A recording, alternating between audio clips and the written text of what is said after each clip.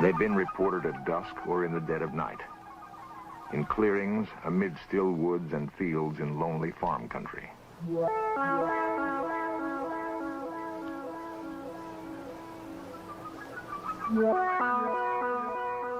Sometimes they come in silence, sometimes with quiet thunder. Often they leave marks in the earth, signals of their passing.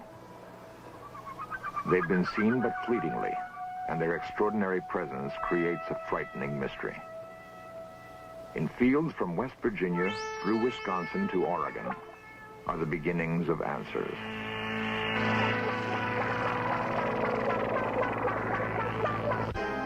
A dark patch of ground on a football field.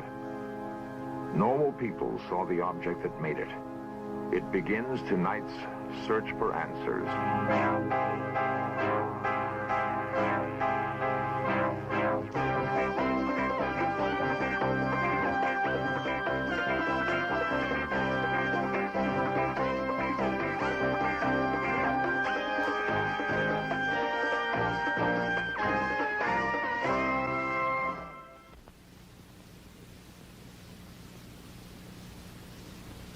On June 24th, 1947, an Idaho businessman named Kenneth Arnold was flying his private plane near Washington's Mount Rainier.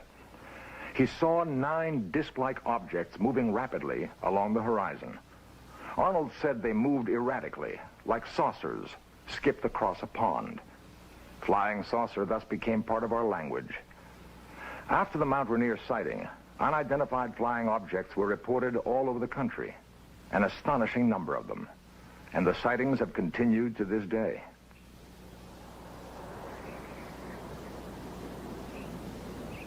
A chill morning in Mellon, Wisconsin. Quiet fields and quiet people. Yet something remarkable happened on the Mellontown Road. Something that would have seemed incredible if it hadn't happened to people as down to earth as the town of Mellon itself.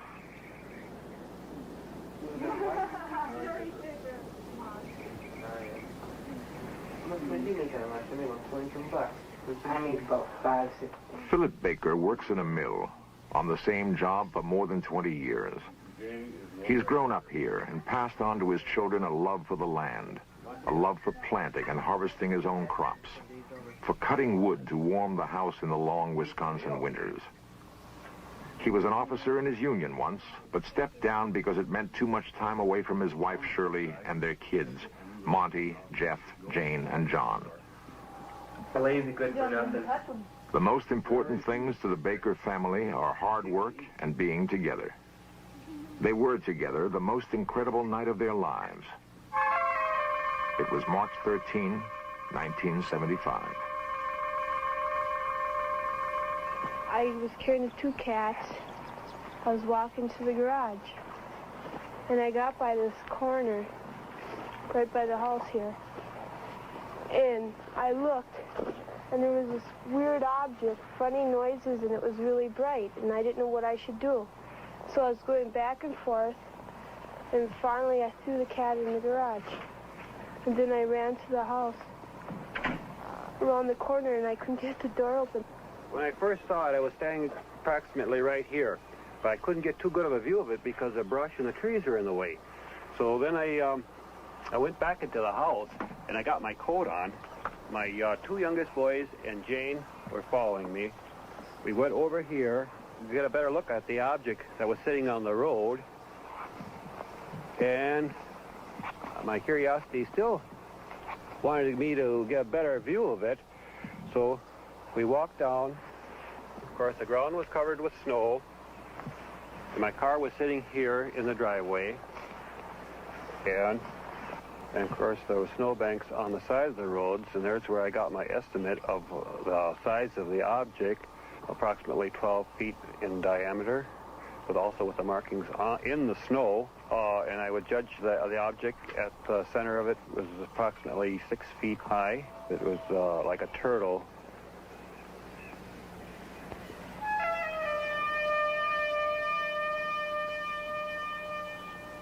My 2 boys and my girl started to proceed here closer. My girl told me not to go any closer to it.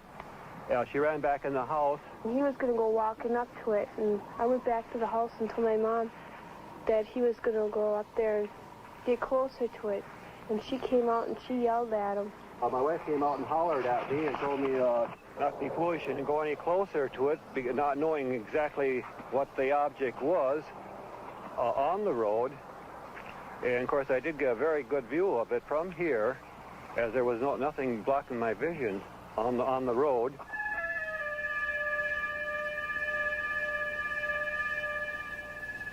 Montgomery was looking out the upstairs windows where he got his view of the object. And we went in the house and we called the deputy sheriff. And when the deputy said hello, there was a boom and it was gone.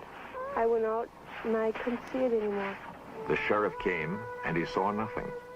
That can be a pretty lonely feeling, to have witnessed something incredible and be unable to produce evidence. Loneliest of all, perhaps, for the Baker children. They would want to tell their story to friends at school. But who would believe them? Well, Monty, my oldest boy, he was all upset. He told my other two boys, now don't say anything. Don't say anything to kids at school. We don't want nothing of this to get out. And of course, Janie was in tears. She says, well, I know what I saw. She says, you trying to tell me I'm crazy or something? She says, I know what we saw. She says, don't try to tell me I didn't see anything, because she said, I know I saw it. And she was in tears and everything else that night. And, of course, the undersheriff, I apologized when he left me off here, because I thought, well, no, we didn't find anything. He'll think I'm a little off, too. He said, no, don't forget, just forget about it. I said, well, okay, let's forget about it. And I said, but don't tell anybody then. Matter of fact, I even mentioned him. I said, don't tell anybody. I said, just forget it then. Because I said, let's drop the whole story. Mellon has a newspaper, the Weekly Record.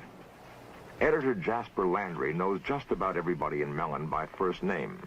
I've known Mr. Baker for about 30 years, and he and his family have been here a long time. And when this story broke on the UFOs, he asked me not to put it in the paper because of the anxiety his family was being put through by callers and curiosity seekers. And so I thought that I wouldn't. And he was very appreciative. I honored his wish to not have it printed. The story got around anyway, of this country lane where the Baker family saw something big and metallic with red and green lights. Something that was gone almost as soon as it came. My name is George Ree, Mellon, Wisconsin. I am the undersheriff of Ashland County. On this night in question, I answered a complaint of Philip Baker, and I arrived at the site and I investigated it, and I firmly believe that the Baker family did see an object. Sheriff Ree had good reason to believe Baker's story. He may have arrived at the Baker house too late to see anything there. But when he left, a second call came to investigate reported lights in the sky.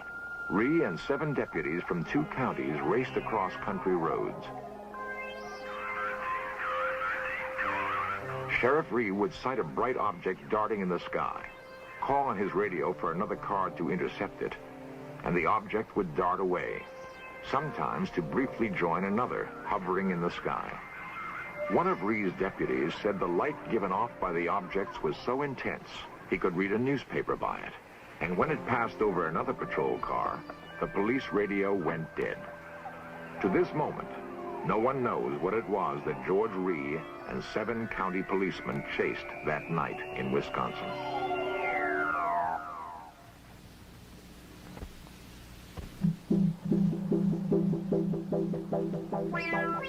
Big Chimney, West Virginia. It has been suggested that the overwhelming percentage of UFO sightings occur in small towns and rural farmlands for good reasons. The view is less obstructed, for one thing. The residents are more likely to be looking up at the sky, more sensitive to the changing lights above.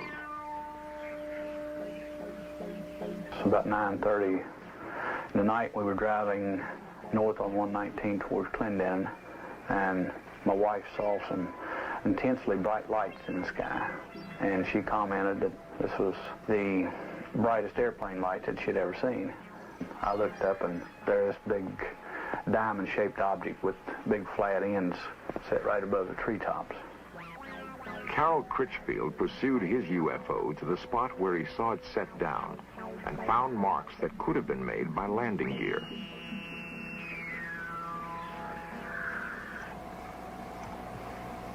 Critchfield is a foreman in a big chimney chemical plant. He's not the sort of man who is often called on to take lie detector tests. But he knows how incredible his story must sound. I'm Ian Criswell from the Criswell Security Agency in Wheeling, West Virginia. Myself and a team of investigative specialists conducted extensive polygraph testing of Mr. Critchfield. The lie detector, or polygraph, is a sensitive device for recording changes in body temperature, rate of breathing, electrical impulses in the skin, and heartbeat. Preliminary tests established normal parameters, which, if exceeded during the actual test, indicate deception. This is the blood pressure pattern, this is a skin sensitivity pattern, and this is a breathing pattern. A lie detector test cannot prove whether or not Critchfield saw a UFO. It can only indicate whether he believes he is telling the truth. Is your last name Critchfield? Yes. Do you intend to answer all of my questions truthfully? Yes. Are you being completely truthful to the best of your belief concerning the object which you described and saw in the written statement describing the events of June 12, 1975? Yes.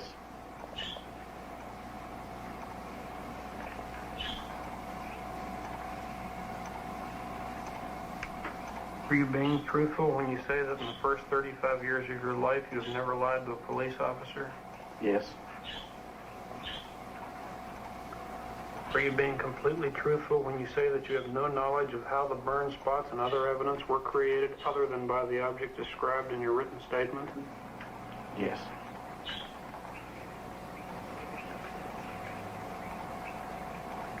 The test is now over.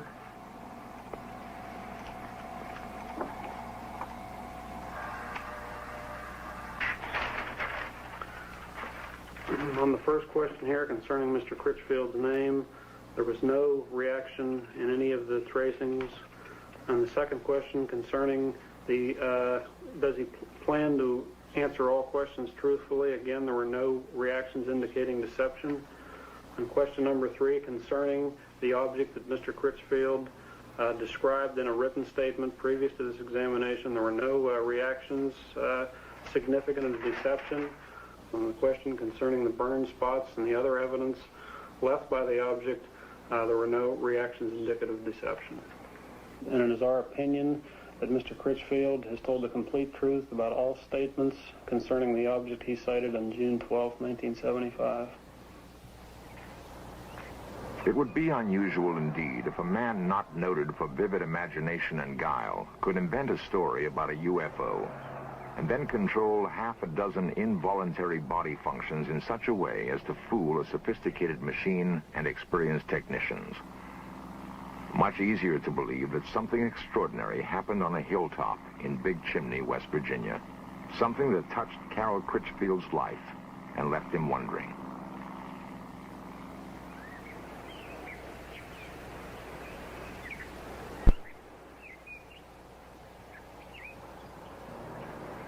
The pocket transit also can be used. Some men, like Ted Phillips, are dedicated to finding answers for the growing number of perplexed people who have had UFO experiences.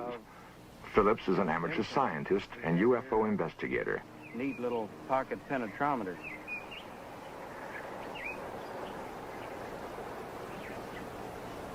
Phillips has taken soil samples at dozens of reported UFO landing sites. He and his fellow investigators have amassed reports of no less than 60,000 UFO sightings in the past 30 years. Many of these were fairly easy to explain. Conventional aircraft, weather balloons, flocks of geese. But more than 900 cases remain unexplained. Phillips has an important ally in his search, the University of Kansas Aerospace Science Laboratory. It is the place he sends soil samples for analysis. Dr. Edward Zeller is the man in charge.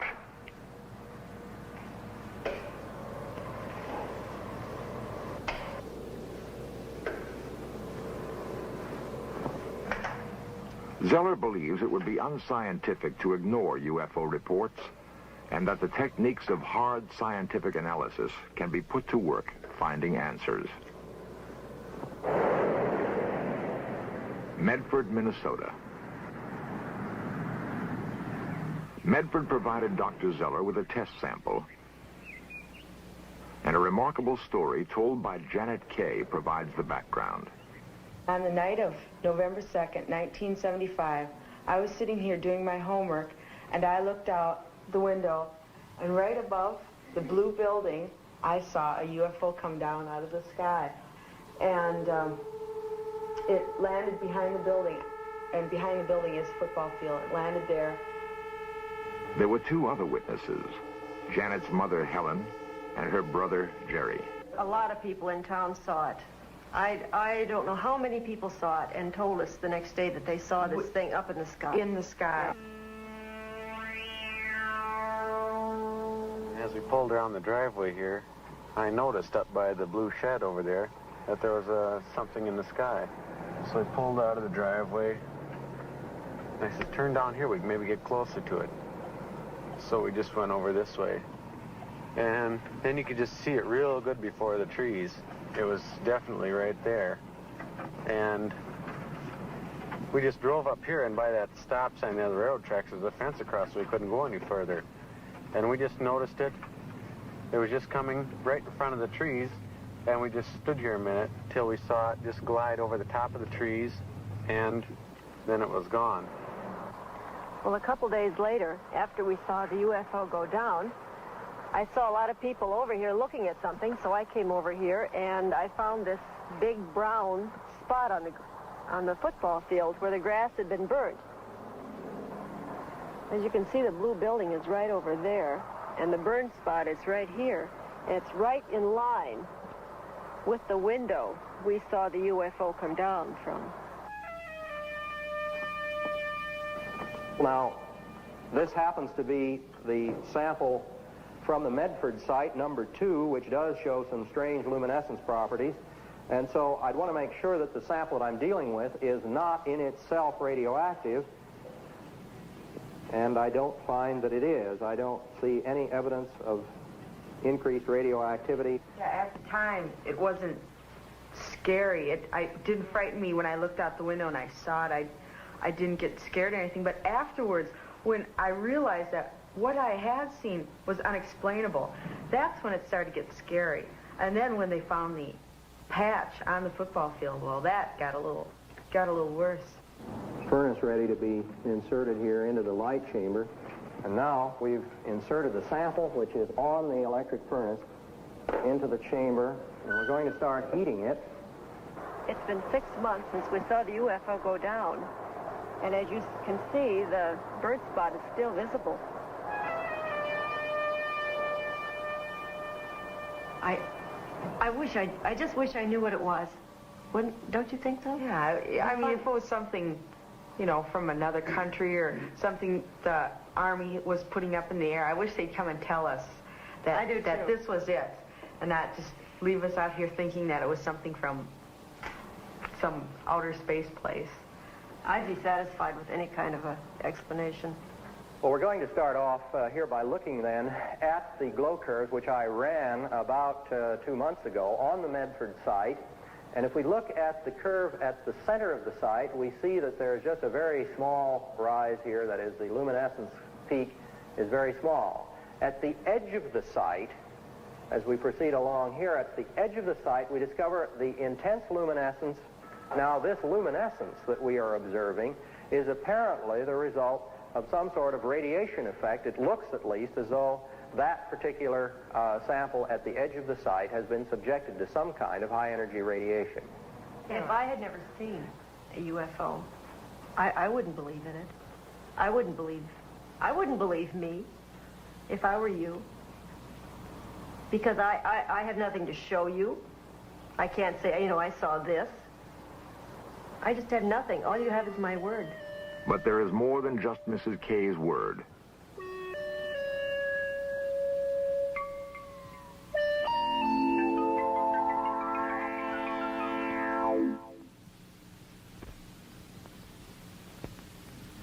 In a recent Gallup poll, 15 million Americans claim to have seen a UFO.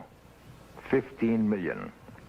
The same poll showed that 51% of the adult population is convinced that flying saucers are real. For those who haven't seen one, this is a recreation of what Carol Critchfield saw on a hilltop in Big Chimney, West Virginia.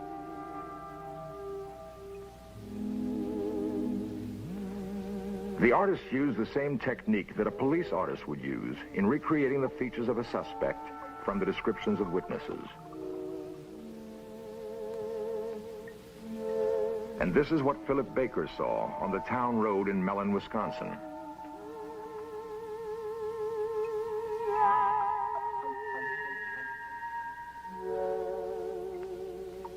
Helen Kay and her children saw this object land on a football field in Medford, Minnesota.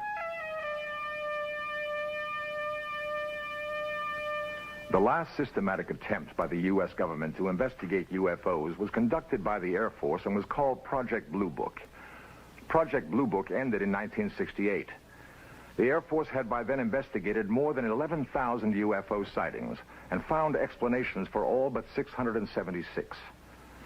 The Air Force seemed to have no interest in the sightings it could not readily attribute to earthly phenomena. Perhaps it's time to approach the question of UFOs again, without bias. For we can only hope that if we are being studied by aliens, it is with more thoroughness and care than we have focused on them.